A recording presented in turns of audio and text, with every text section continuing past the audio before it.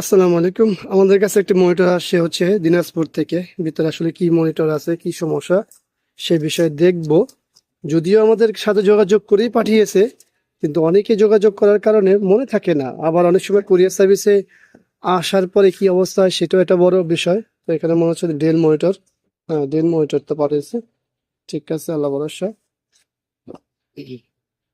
তো কুরিয়ার সার্ভিসে যেহেতু পাঠাইছে, এটা একেবারে সর্বশেষ মডেল।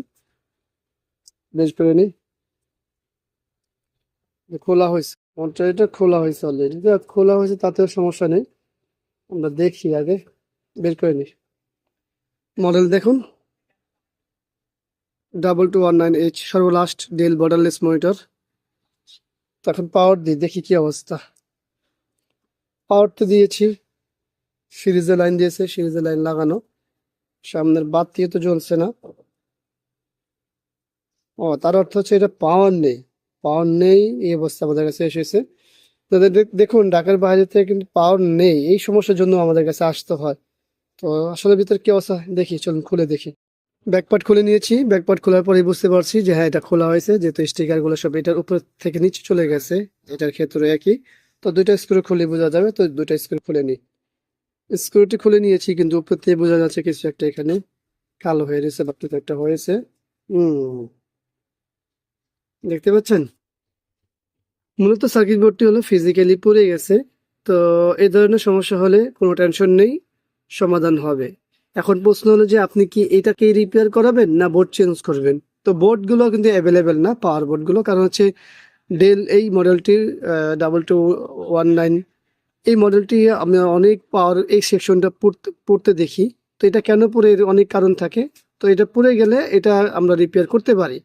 তো এই বোর্ডটাকে রিপেয়ার করতে গেলে কিছুটা মডিফাই করতে হয়, আবার অনেকে বোর্ড চেঞ্জ করতে চায়। তো আমি যেহেতু এই বোর্ডগুলো বেশিরভাগই পুড়ে, যার কারণে আমরা বলি যে ভাই আপনারা কষ্ট করে এই বোর্ডটাকে রিপেয়ার করে নিন, খুব সুন্দর চলবে। তো এখন যেহেতু এটা ঢাকার বাইরে থেকে আসছে এবং খোলা হয়েছে, আমরা সর্বপ্রথম হচ্ছে পাওয়ার বোর্ডটা চেক করবো। পাওয়ার বোর্ডটা চেক করবো বলতে কি জানেন, আমরা জাস্ট এখানে পাওয়ার দিব, সিস্টেমটা অন করবো, ইনভার্টারটা সেকশনটা অন করবো, করে আমরা দেখবো প্যানেলটার কন্ডিশন ঠিক আছে কিনা। যদি প্যানেল ঠিক থাকে দেন আমরা মডিফাইতে চলে যাব। বুঝতে পারছেন কথা? তো দেখি প্যানেলটা চেক করে। আমরা চেক করার জন্য এখানে আমরা এই ডিভাইসটি ব্যবহার করছি। এখান থেকে আমরা 12 ভোল্ট এবং 5 ভোল্ট, 5 ভোল্ট হচ্ছে আমাদের কার্ড অন করার জন্য, আর 12 ভোল্ট হচ্ছে আমাদের ইনভার্টার সেকশনটাকে রান করার জন্য। তো আমরা এখন পাওয়ার দিব। তো চলুন পাওয়ারটা দিয়ে দেখি। পাওয়ার দেওয়ার আগে আমরা জাস্ট এটাকে ঘুরিয়ে নিব, যাতে করে সহজ হয় আমাদের জন্য। উম, ঘুরিয়ে নিলেও তো কষ্ট আছে। আচ্ছা, এইভাবে চেক করি। জাস্ট চেক, তো চেকের জন্য এভাবেই হবে, যথেষ্ট। ঠিক আছে, আমরা এখানে লাগাই এই পাওয়ারটি, আমরা জাস্ট এখানে ইন করে দিই। পাওয়ারটি দিয়েছি। আমাদের ব্যাকলাইট কই? হ্যাঁ, ব্যাকলাইট অন হয়েছে, কিন্তু বোঝা যাচ্ছে না এখান থেকে, জায়গা জায়গা ছোট হওয়ার কারণে। দেখুন, চলে আসছে আমাদের নো সিগন্যাল। তো এখন আমরা যদি এটাকে কাজ করি, সেক্ষেত্রে আমাদের রিস্ক নাই। যদিও কারণ আসে হচ্ছে আমাদের এই এই সমস্যার জন্য, অনেক সময় কুরিয়ার সার্ভিসে আসার ক্ষেত্রেও সমস্যা হয়। আর কার্টুনটা যেহেতু এটা অরিজিনাল পেয়েছি, তাই সেক্ষেত্রে আরো ভয় কম ছিল। এখন আমরা আমাদের কাজটা করব, মডিফাই কাজ যেটা করা করব, করে এরপরে সবকিছু ফিটিং করে চালাবো। তারপরে একদিন পরে আমরা আবার দিনাজপুরে পাঠিয়ে দিব। তো আমরা কাজ শেষ করি। মনিটরটি কাজ করেছি, আমরা এখানে পাওয়ার মডিফাই করেছি, পাওয়ার দিয়েছি, বিজে কেবলটি লাগিয়েছি। তারপরে দেখি আমাদের কি অবস্থা। আলহামদুলিল্লাহ, পরিপূর্ণ ওকে হয়েছে। যদিও আমাদের এখানে সমস্যা এসেছেই হচ্ছে পাওয়ার বোর্ডটি পুরা ছিল, দেখতে পেয়েছেন। যেহেতু আমরা এখানে মডিফাই করেছি, এই জন্য আমরা আর কিছু দেখাইনি, জাস্ট কাস্ট করা। এই ভিডিওর মাধ্যমে শুধুমাত্র আপনারা এতটুকু জানতে পারবেন, সেটা হলো যে ধরনের বোর্ড যদি পুড়ে যায় সেক্ষেত্রেও রিপেয়ার করা সম্ভব মডিফাই করে। তো সেক্ষেত্রে মডিফাই করতে হলে অবশ্যই আমাদের পুরো মনিটর লাগবে।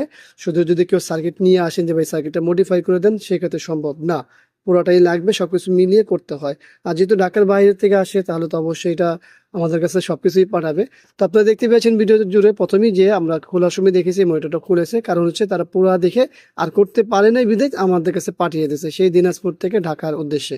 তো যাই হোক, আলহামদুলিল্লাহ আমাদের কাজ হয়েছে। আশা করি ভিডিওটি আপনাদের ভালো লাগবে। এই ধরনের সমস্যা হলে আমাদের সাথে যোগাযোগ করতে পারেন। আমাদের দেওয়া নাম্বারগুলোতে হোয়াটসঅ্যাপ আছে, সমস্যাগুলো ভিডিও করে একটি করে ভিডিও দিয়ে রাখুন, দেখে জানাবো। তার অর্থ হচ্ছে এই, আপনারা যখন ভিডিওটা করবেন তখন কি এই পুরা দেখাইতে পারবেন না, আপনারা ভিডিও করবেন যে এই মডেল পাওয়ার নেই, একটা ভিডিও দিয়ে রাখবেন, আমরা পরে মেসেজটা দেখে আপনাদেরকে রিপ্লাই দিব। তো সবাইকে ধন্যবাদ জানাচ্ছি ভিডিওটি দেখার জন্য। ভিডিওটি ভালো লাগলে সঙ্গে থাকুন, চ্যানেলটি সাবস্ক্রাইব করে পাশে থাকা বেল বাটন চাপ দিয়ে রাখুন। আবারও দেখা হবে ইনশাআল্লাহ অন্য কোনো বিষয় নিয়ে। আজকের মতো এখানে বিদায়। আল্লাহ হাফেজ। আসসালামু আলাইকুম ওয়া রাহমাতুল্লাহি ওয়া বারাকাতুহু।